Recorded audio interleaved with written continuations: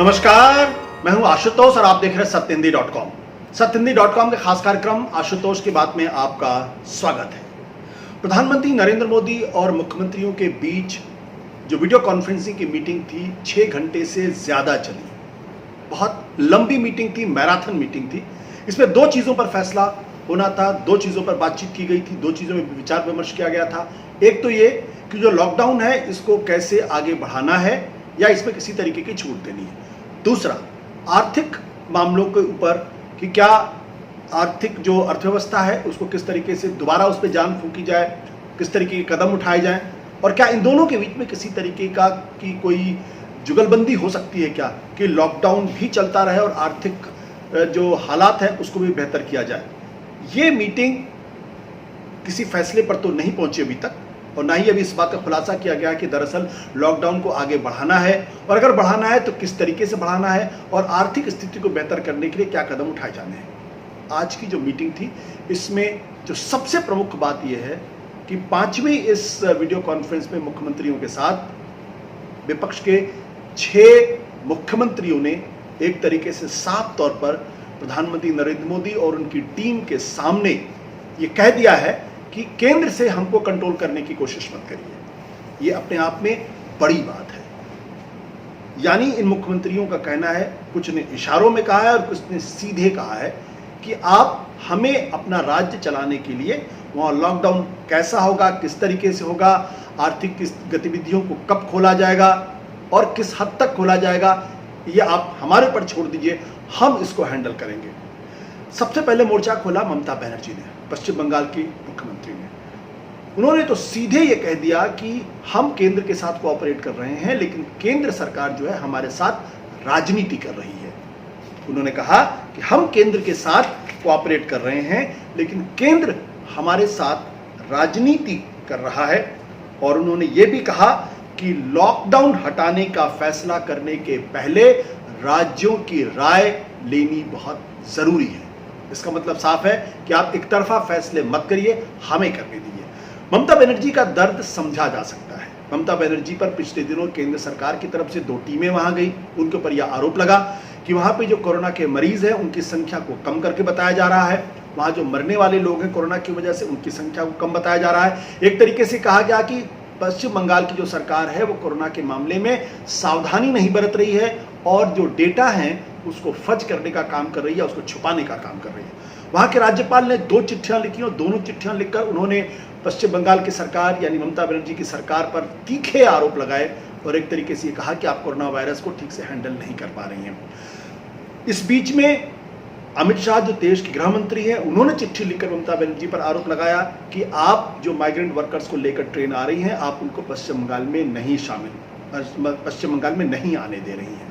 जाहिर सी बात है, ममता बनर्जी का जो स्वभाव है बहुत कुपित थी और उन्होंने अपना पूरा गुस्सा, पूरी भड़ास इस मीटिंग में निकाली है और साफ तौर पे कहा है कि आप राजनीति कर रहे हैं और कृपया करके राजनीति करना बंद करिए, हम आपके साथ कोऑपरेट कर रहे हैं। लेकिन ममता बनर्जी ने जो बात खुलकर कही, एक तरीके से बगावती अंदाज में कही, कमोवेश वही बात दूसरे मुख्यमंत्रियों ने कही। जैसे कि केरला के मुख्यमंत्री पिनराई विजयन ने कहा, छत्तीसगढ़ के मुख्यमंत्री जो कांग्रेस के मुख्यमंत्री भूपेश बघेल ने इसी बात को एक तरीके से दोहराया, पंजाब के मुख्यमंत्री अमरिंदर सिंह ने भी इसी बात को एक तरीके से दोहराया है, लेकिन अपने शब्दों में।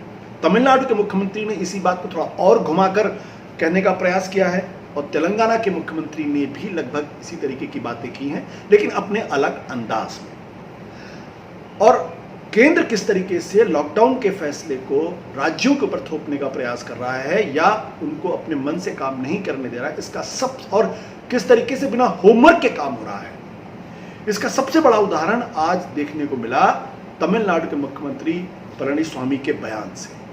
उन्होंने इस मीटिंग में प्रधानमंत्री जी से कहा है कि हमको तो पता ही नहीं है कि दिल्ली से चेन्नई और चेन्नई से दिल्ली की ट्रेन की इजाजत दे दी गई है, हमें तो मीडिया से इस बारे में जानकारी मिल रही है। अब आप सोचिए कि एक राज्य का मुख्यमंत्री ये कह रहा है कि उसके राज्य में ट्रेन की सुविधा शुरू कर दी गई है और वो कह रहा है कि हमें ये जानकारी मीडिया से मिल रही है। तो अब आप समझ सकते हैं कि या तो केंद्र के काम करने के तरीके में दिक्कत है या जो लोग इन्वॉल्व काम करने वो बुलडोज करना चाहते हैं, कुछ भी हो, लेकिन एक मुख्यमंत्री का यह कहना कि मुझे मीडिया से जानकारी मिली है और फिर उन्होंने कहा है कि हमारे राज्य के अंदर कृपया ट्रेन, बस और हवाई जहाज ये न चलाएं और 31 मई तक ना चलाएं, क्योंकि हमारे राज्य के अंदर कोरोना के मरीजों की संख्या लगातार बढ़ती जा रही है। तमिलनाडु के मुख्यमंत्री का यह बयान आंख खोलने वाला है और इस ओर इशारा करता है कि केंद्र की सरकार किस तरीके से राज्यों को बुलडोज करने का काम कर रही है। उधर पिनराई विजयन ने भी कहा है कि each state should be allowed to make changes in the lockdown guidelines, अपने तरीके से काम करने के लिए। पिनराई विजयन केरला के मुख्यमंत्री, सबसे पहले कोरोना के मरीजों की संख्या वहां पर आई थी और ये कहा गया था कोरोना एक बड़ा सेंटर बन गया है भारत के अंदर, लेकिन केरला ने जिस तरीके से काम किया उसकी पूरी दुनिया में तारीफ हो रही है और एक मॉडल के तौर पर उभरा है। और वहां के मुख्यमंत्री अगर ये कहते हैं कि हर राज्य को लॉकडाउन के मसले पर, आर्थिक गतिविधियों के मसले पर उन्हें फैसला लेने का अधिकार होना चाहिए, तो ये अंडरलाइन करता है ये बात कि जाहिर सी बात है उनको लगा होगा कि ऊपर से उनके ऊपर फोर्स किया जा रहा है। इसी तरीके से भूपेश बघेल ने भी ये कहा है कि ये राज्यों का अधिकार होना चाहिए कि वो आर्थिक गतिविधियों को कैसे खोलेंगे, किस तरीके से खोलेंगे और उनके यहाँ कौन सा इलाका रेड जोन होगा, कौन सा ग्रीन जोन होगा, कौन सा ऑरेंज जोन होगा और इन जोन में किस तरीके की सुविधाएं दी जाएंगी, किस तरीके की छूट दी जाएगी।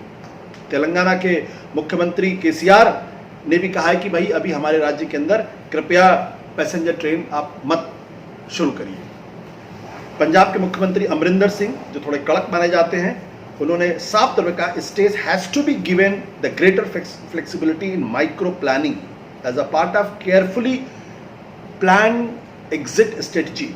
और फिर उन्होंने कहा कि जो लॉकडाउन है और साथ ही साथ इकोनॉमिक एक्टिविटी, इन दोनों को माइक्रो मैनेज आप मत करिए। इन 6 राज्यों के मुख्यमंत्रियों के तेवर से बिल्कुल स्पष्ट है कि वो केंद्र सरकार के बुलडोज करने के तरीके से या ऊपर से थोपने के तरीके से खुश नहीं है।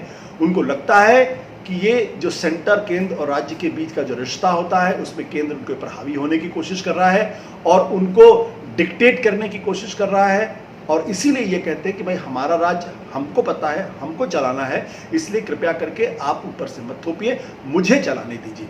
और अगर एक राज्य के मुख्यमंत्री को इस बात का पता ही नहीं है कि उसके राज्य के अंदर ट्रेनें चलाने का फैसला कर लिया गया है और उसको मीडिया से पता चलता है, तो आप इस बात का अंदाज़ा लगा सकते हैं कि दरअसल लॉकडाउन के मसले पर जो बार बार कहा जा रहा है कि मुख्यमंत्रियों के साथ कंसल्टेशन हो रहा है और एक बड़ी प्लानिंग के तहत काम हो रहा है, इसमें बीच में काफ़ी झोल है।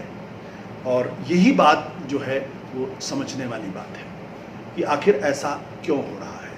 हालांकि इस मीटिंग में किसी तरीके का भी कोई फैसला नहीं हुआ है कि 17 मई के बाद से लॉकडाउन को आगे बढ़ाया जाएगा या नहीं बढ़ाया जाएगा या किस तरीके की छूट दी जाएगी और आर्थिक गतिविधियों को कैसे नए सिरे से शुरू करने का प्रयास किया जाएगा। लेकिन इन 6 राज्यों के मुख्यमंत्रियों के तेवर ने ये साफ कर दिया है कि नरेंद्र मोदी को या उनकी सरकार को आगे फैसले करने में थोड़ी सी दिक्कत ज़रूर आएगी और थोड़ा हो सकता है कि सावधानी बरतना पड़े। नमस्कार, धन्यवाद, शुक्रिया। सत्य हिंदी के और वीडियोस को देखने के लिए हमारे YouTube चैनल को सब्सक्राइब करें और सीधे नोटिफिकेशन पाने के लिए बेल आइकन दबाएं।